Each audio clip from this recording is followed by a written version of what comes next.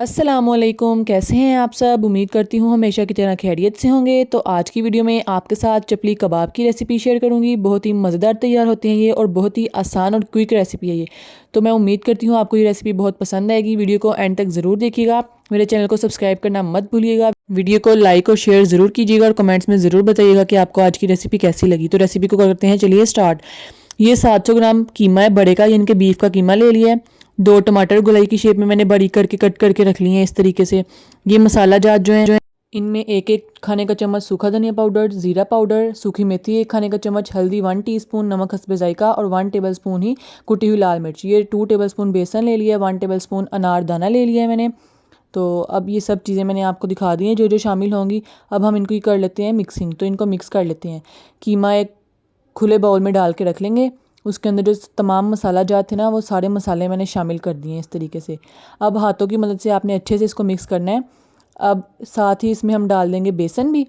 मसाले भी ऐड कर दिए हैं, बेसन भी ऐड कर दिए हैं। अब अच्छे से हाथों की मदद से इसको मिक्स करना है। इतना अच्छे से मिक्स करना है कि जो तमाम मसाले थे ना, बेसन और मसाले तमाम, वो अच्छे से कीमे के साथ मिक्स हो जाएं। तो जब कीमा मैंने करवाया था ना इसका बीफ का, तो इसके अंदर लहसुन अदरक और हरी मिर्ची मैंने तब भी शामिल कर दी थी। तो वो भी इसमें शामिल तीनों चीज़ें करनी है आपने। जब मैंने कीमा बनवाया था ना, तब मैंने इसमें ऐड कर दी थी। तो अब अच्छे से मैंने इन सब चीज़ों को मिक्स कर लेना है ताकि कोई कसर ना रह जाए हमारे जो मसाले में।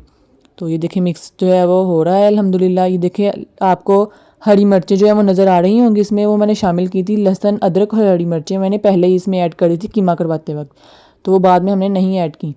तो अच्छे से सारे मसाले मिक्स हो चुके हैं। अब हम अपने चपली कबाब तैयार कर लेंगे। इस तरीके से हाथ में आपने थोड़ा सा कीमा ले लेना है। उसकी पहले एक बोल बना लेनी है, फिर उसको दोनों हाथों की मदद से अच्छे से दबा देना है। जिस तरह हम आम रूटीन में टिक्कियाँ या कबाब बनाते हैं ना, उस तरीके से आपने नहीं बनाना। थोड़ा सा आपने इसका साइज़ बड़ा कर लेना है। वो थोड़ी छोटी बनाते हैं हम, इनको थोड़ा सा हमने साइज़ को बड़ा कर लेना है। तो जो तमाम है ना, मैं इस तरीके से रेडी करके रख लूँगी। एक टमाटर जो हमने कट करके रखा था, इसमें एक एक स्लाइस टमाटर का लगाते रहेंगे। फ्राई पैन गर्म हो चुका था। फ्राई पैन में मैंने डाल दिया है ऑयल। ऑयल को भी कर लेना है गरम। तो ये तमाम रेडी हो चुके हैं चपली कबाब हमारे अल्हम्दुलिल्लाह से। अब हमने इनको कर लेना है फ्राई। तो ऑयल जो है वो भी गर्म हो चुका है। अब हमने इसमें शामिल कर देने हैं अपने चपली कबाब। तो 1 बाय 1 करके हम चपली कबाब इसमें डाल देंगे। जितने एक दफ़ा में आएंगे उतने हम डाल देंगे, फिर बाकी बाद में फ्राई करते जाएंगे। तो एक साइड से पहले अच्छे से फ्राई कर लेंगे इसको। तकरीबन 4 मिनट आपने मीडियम से थोड़ी स्लो आंच रखनी है, ज़्यादा तेज़ आंच नहीं रखनी। 4 मिनट तकरीबन मैंने फ्राई किया इसको। एक साइड अल्हम्दुलिल्लाह से बहुत ही ज़बरदस्त तैयार हो चुके हैं। कलर देखें कितना प्यारा ब्राउन सा इसमें आ चुका है। साइड कर देनी है चेंज। दूसरी साइड से भी 4 मिनट फ्राई कर लेंगे। तो दोनों साइड जो हैं वो हमने अच्छे से कर लेनी है फ्राई।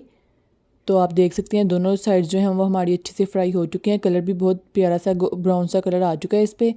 तो ये हमारे जो चपली कबाब है वो रेडी है। अब हम इसको प्लेट में निकाल लेंगे। बाकी जो हमारे पास बच गए हैं, इनको निकालने के बाद हम उनको भी साथ फ्राई कर लेंगे। तो हमारे जो चपली कबाब हैं वो खाने के लिए रेडी हो जाएंगे।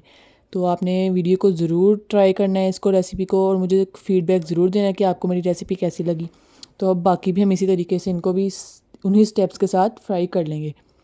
तो कितना प्यारा कलर देखें आप आ चुके हैं। आपकी अपनी मर्ज़ी है, अगर आपने इसको थोड़ा डार्क कलर देना है आप इसको थोड़ा सा ज़्यादा फ्राई कर सकते हैं क्रिस्पी करने के लिए, ज़्यादा से क्रिस्पी। तो हमारे चपली कबाब जो हैं वो अल्हम्दुलिल्लाह से रेडी हो चुके हैं। देखें कितने मज़ेदार देखने में ही लग रहे हैं और खुशबू भी इनकी बहुत ही ज़बरदस्त आ रही है और ये खाने में भी बहुत ही मज़ेदार तैयार हुए थे। तो मैं उम्मीद करती हूँ आप इस रेसिपी को ज़रूर ट्राई करेंगे, अपने घर वालों को ज़रूर बना के खिलाइएगा। तो मुझे इजाज़त दीजिए, नेक्स्ट वीडियो तक अल्लाह हाफ़िज़।